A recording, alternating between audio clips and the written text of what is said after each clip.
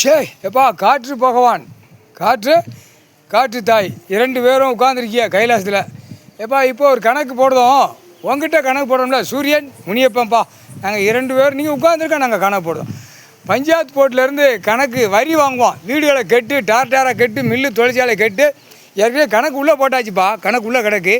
காவு கொடுக்கணும்ல, காவு கொடுத்தா தான் அவன் வீடு வாசல் அடிக்கல எல்லாம் பூமி அதரில் காவு கொடுத்த மாதிரி போயிடும். அதான் கணக்கு. இப்போ புரியுதாப்பா? புரிஞ்சிச்சா?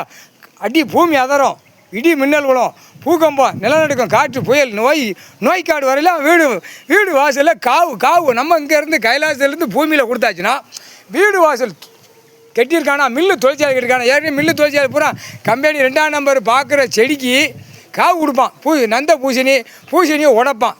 அப்போ நம்ம காவு கொடுத்தாச்சு. அவன் காவு கொடுக்க அவன் குடும்பத்தாரில் காவு கொடுத்தே போகும். அதான் அவன் வீடு வாசல் காவு. முக்கால் சேத்தியம் பூதத்தி அரக்கி முக்கால் சேத்தியம் அரக்கி பூதத்திட்ட கொடுத்தாலே காவு விழுந்துக்கிட்டே இருக்கும். ஏற்கனவே இப்போ நிறைய போட மாட்டேன் போதப்பா முக்கால்